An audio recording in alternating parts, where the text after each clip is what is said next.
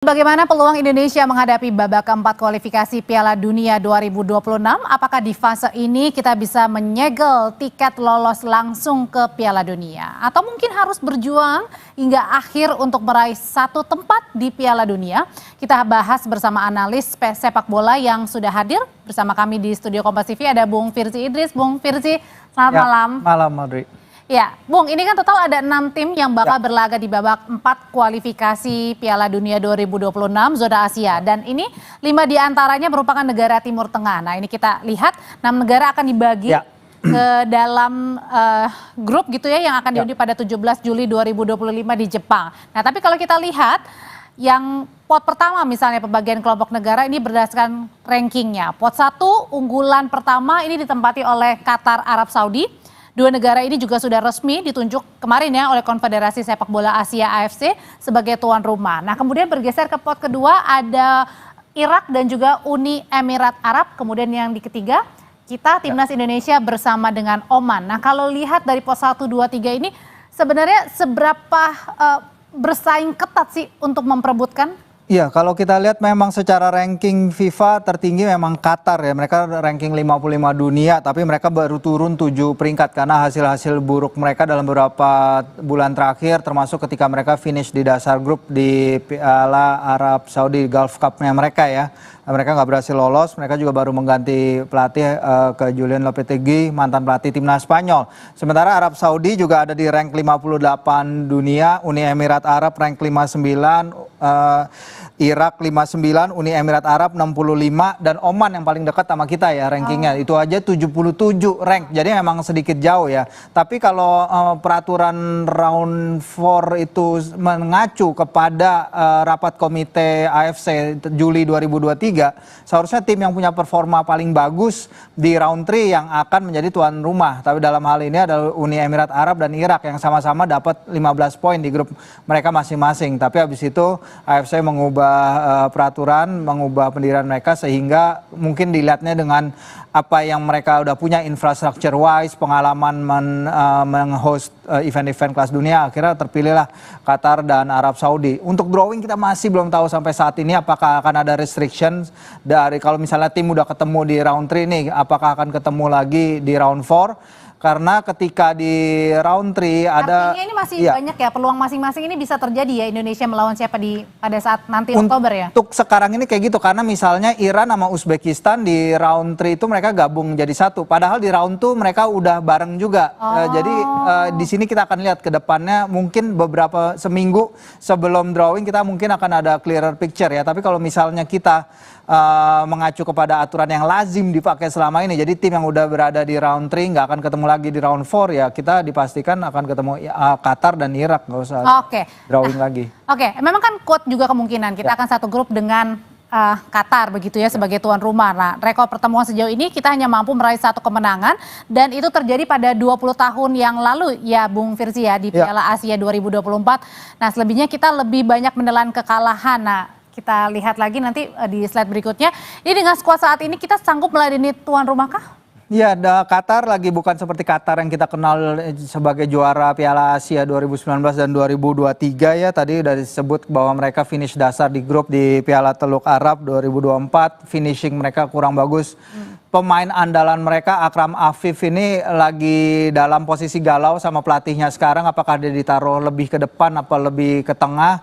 Itu jadi pertanyaan dari masyarakat Qatar juga. Secara permainan juga mereka nggak terlalu berkembang banyak di bawah Julen Lopetegui, dan ini adalah kesempatan yang harus kita manfaatkan kalau kita ingin menghadapi mereka ya. Dan Qatar harus kita ingat kebobolan 24 kali dari 10 pertandingan mereka di grup A. Jadi mereka adalah tim yang bocor gol dan ini mungkin kita bisa manfaatkan di laga nanti, walaupun secara rank FIFA mereka memang paling tinggi di antara para kontestan lain kita, Mbak Audrey. Tapi kalau kita lihat misalnya beberapa kali melawan Indonesia dan Qatar, ini kita pernah menang 1 kali, selebihnya Qatar ini apakah menentukan termasuk juga dengan peringkat ya? Ada yang bilang wah peringkat ini sebenarnya juga tidak menentukan, kan ada banyak hal nanti ya pada saat di Ya. tanding. Menarik kalau emang kita flashback beberapa kali pertemuan kita, tentu saja pertemuan paling yang kita ingat terakhir adalah di Piala Asia U23 ya, di mana kita bermain di Qatar dan kita berada di bawah ya kepemimpinan wasit asal Tajikistan waktu itu Kabirov, sangat kita anggap kontroversial ya karena beberapa pelanggaran keras dari pemain Qatar tidak diberi, sedangkan Ivar Jenner ketika itu mendapat kartu kuning kedua dan kartu merah karena pelanggaran yang sebenarnya sangat soft ketika itu, dan waktu itu pelatih kita Shin Tae-yong mengatakan bahwa wajar kalau tuan rumah mendapat keuntungan, tapi kalau udah dapat keuntungan seperti yang Qatar dapatkan ketika itu melawan kita, ini udah seperti pertunjukan komedi, dan itu adalah kata-kata yang Coach Shin pakai ketika itu. Jadi faktor non teknis seperti yang kata Om Kesit tadi utarakan, ini yang harus kita waspadai kalau kita bertemu Qatar. Tapi sisi positifnya ketika kita bermain di Qatar, Garuda Qatar sangat luar biasa dukungannya, stadion seperti serasa berada di GBK, dan itu pasti akan memberikan dukungan positif bagi para pemain kita jika kita di draw bersama Qatar nanti. Nah, ya berarti tapi kalau kemungkinan melihatnya tadi kan Bung Firzi bilang, ya banyak nih WNI kita yang ada di Qatar, otomatis pasti mereka semuanya juga ingin melihat secara langsung ya nanti kita akan bermain. Nah, terus satu sisi kan juga tadi bermainnya juga di Qatar. Nah, ini kansnya melihatnya yang mana nih? Harus dilihat deg-degannya karena bermain di Qatar atau tadi euforia WNI yang banyak di sana? Enggak, kalau kata Coach Patrick juga, Coach Patrick masih juga belum tahu ya apakah kita bermain di Qatar, di Arab Saudi. Kita andai-andai aja. Iya, tapi kata dia, sih bermain dimanapun seharusnya memang Garuda tidak kenal takut, Garuda pasti bisa menghadapi siapapun, dan ini pentingnya ronde laga September nanti untuk mempersiapkan tim, karena kita tahu tim ini bermain hebat sekali di depan pendukung kita sendiri, tapi kalau kita harus bermain away, terkadang kita kesulitan. Oke, misalnya kemarin lawan Jepang, kita memang nggak expect untuk menang di sana, tapi performance masih bisa lebih bagus lagi. Sama kayak di Australia, kita juga seharusnya bisa bermain lebih baik lagi. Pengalaman bermain di tandang ini yang harus dibenahi di ronde September. Apakah itu kita bermain melawan Lebanon, Kuwait, yang kabarnya kita akan menghadapi lawan-lawan dari negara Teluk, agar bisa memahami lebih, mempersiapkan diri menghadapi tim dari apakah itu Qatar, Arab Saudi, tapi ada baiknya apabila kita juga bermain di region itu, karena untuk beradaptasi juga dengan panas udara yang akan dihadapi di laga nanti cuaca. Ya. Oke, kita lihat selanjutnya, ini tadi Indonesia dengan Qatar, kita lihat berikutnya, ini kalau Arab Saudi, wah ini cukup jauh ya, 11 dan 1 kita menang. Nah, tapi kita coba kesampingkan masalah soal aturan soal negara, ini tidak akan bertemu dengan negara sesama peserta grup di babak ketiga. Nah, tapi kalau waktu bermain di Saudi, kita bisa berhasil imbang begitu, dan juga menang saat di Jakarta. Nah, kalau misalnya nanti kita bermain di Saudi, bisakah kita mengulang bahwa kita yang menang nih? Ya, kalau kita mendapat seri ya, itu final result is different from the performance ya. Karena ketika kita bermain di Jeddah, ketika itu kita menerima kalau tidak salah 18 tembakan, dan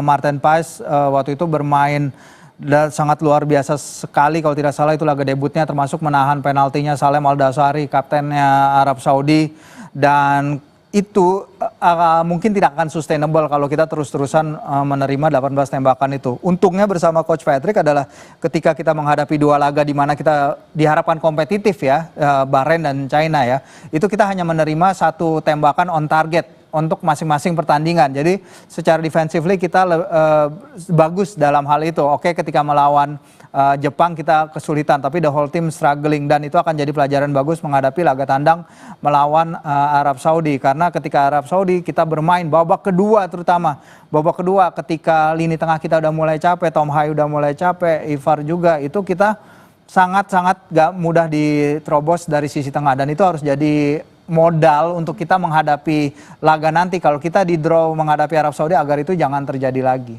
Jadi catatan yang paling penting adalah kalau melawan Arab Saudi. Iya, catatan paling penting bagaimana kita mencegah lawan untuk menciptakan chances, karena di GBK kita melakukan itu, kita bisa membatasi chances yang didapatkan lawan at least lebih sedikit daripada ketika di Arab Saudi. Kalau kita menerima double digit tembakan ke gawang lagi, tentu itu akan sangat sulit, tapi Arab Saudi juga tidak berada dalam performa terbaiknya. Mereka akan juga pasti mengalami kesulitan kalau menghadapi tim Garuda. Yang penting kita harus pada saat menit-menit awal harus curi poin dulu ya. Itu untuk menambah kepedean kita pastinya. Oke, Bung Firzi, ini kan di Liga Arab kini banyak diisi oleh pemain Eropa ya. Perlu nggak nih kita waspada meskipun kita juga banyak naturalisasi? Nah, menariknya ini ketika itu pertemuan pertemuan pertama ya sebelum Hervé Renard diganti, pelatihnya Arab Saudi mengeluhkan justru ya. Karena di Liga Arab itu banyak pemain-pemain luar negeri, pemain-pemain yang datang dengan berbondong-bondong harga ya, Ronaldo, Neymar, Mitrovic, dan lain-lain, Milinkovic-Savic. Sehingga para pemain mereka tuh justru jadi nggak punya game time di klub mereka masing-masing. Dan mereka hampir secara eksklusif memanggil pemain yang bermain di Liga Pro Arab Saudi. Kecuali bek kanan mereka yang bermain di AS Roma. Sehingga kehadiran pemain-pemain dari luar negeri itu yang didatangkan oleh PIF untuk mengangkat ranking Liga Arab Saudi itu justru counterproductive terhadap apa yang diinginkan oleh timnas Arab Saudi. Sehingga mereka harus memanggil kembali pelatih Hervé Renard yang membawa mereka kemenangan lawan Argentina di Piala Dunia 2022, tapi pada laganya bersama Renard mereka kalah 0-2 dari Indonesia untuk kali pertama sepanjang sejarah. Jadi modal bagus bagi kita menghadapi Arab Saudi nanti.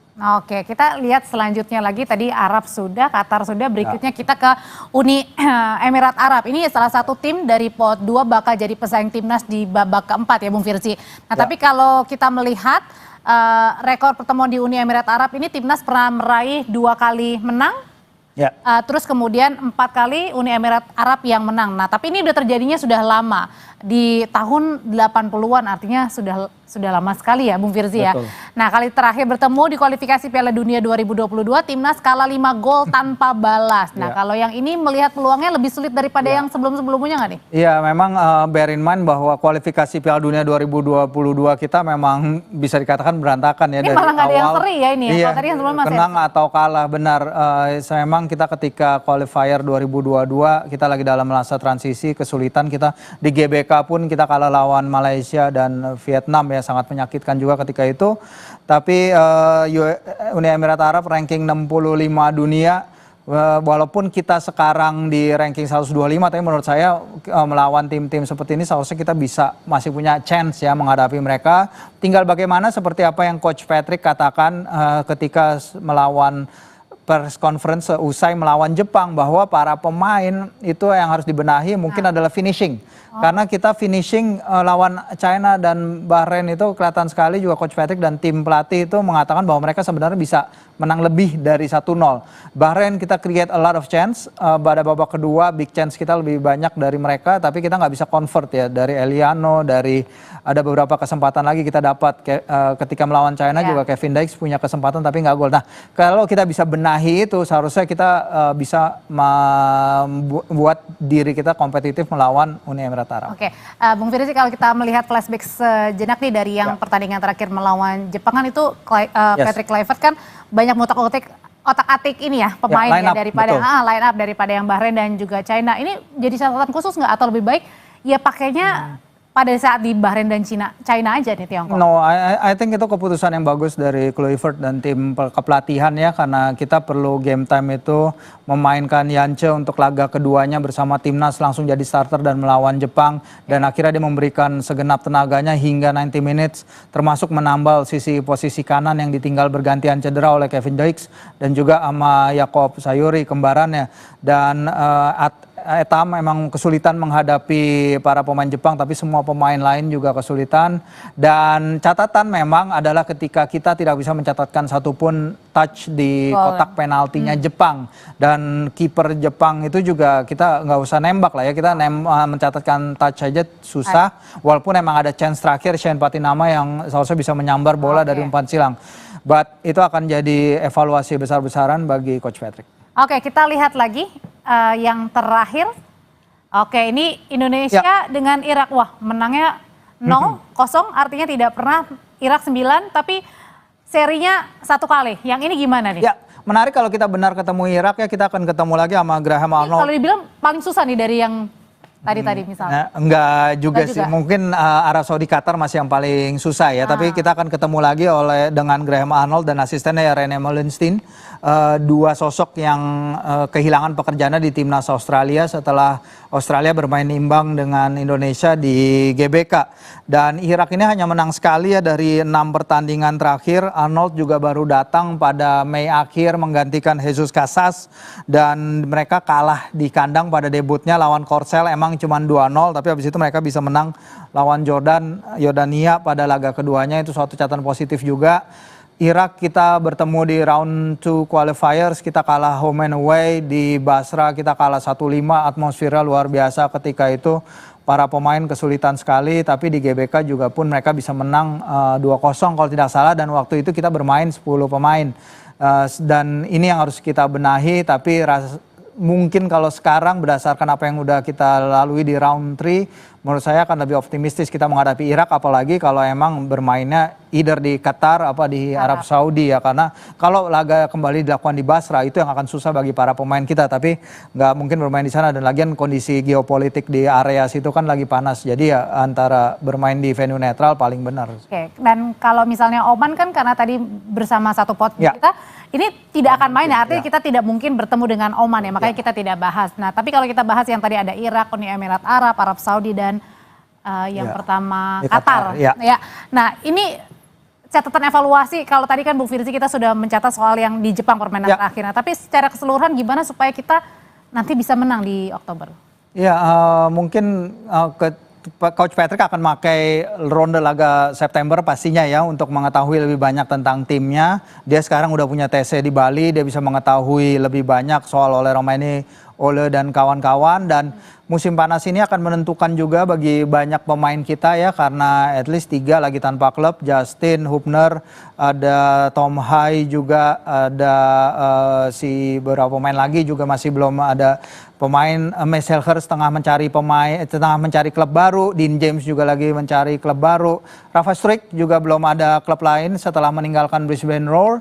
Jadi ini akan menentukan sekali nih klub tujuan mereka berikutnya, sehingga ketika ronde Oktober datang mereka seharusnya udah fit, match fit, mereka bermain dengan klub mereka masing-masing, mendapatkan game time sehingga mereka bisa tampil dalam performance yang terbaiknya membela Garuda. Berarti dalam artian adalah waktu mereka untuk mencari-cari klubnya ini menjadi momentum buat terbaik juga buat kita ya, untuk maksimalin tenaga sekuat mungkin ya, Bung Firzi. Ya betul, dan mereka harus pastikan mereka pindah ke klub yang dimana mereka bermain gitu. Jadi nggak usah terlalu membidik, menurut saya pribadi ya, mereka nggak usah terlalu banyak membidik klub-klub di Eropa, tapi mereka hanya jadi bench player di sana. Kita perlunya mereka bermain week in, week out, tiap pekan mereka bermain agar mereka bisa match fit ketika menghadapi laga yang pasti akan jauh lebih susah, round 4, apalagi kalau kita lolos ke round 5 dan Intercontinental Playoff. Dengan pemain sekarang yang ada kemungkinan nggak nanti untuk menambah amunisi nih, ada yang baru lagi, atau cukup aja di sini? Terakhir pembicaraan yang saya dengar untuk Riedewald, mungkin Jairo Riedewald sempat disebut ya di konferensi pertamanya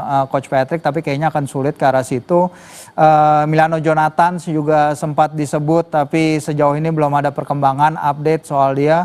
Ada Dion Max sama tim Gapen, tapi itu kan buat tim junior, jadi untuk sekarang ya masih belum tahu, kecuali misalnya Jens Raven dikasih kesempatan ke tim senior, tapi dia dipanggil ke training camp untuk timnas U23 yang akan main di ASEAN U23 Championship.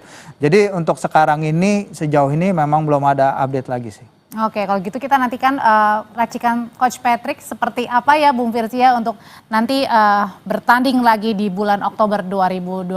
Terima kasih Bung Firzi untuk ulasannya, selamat malam.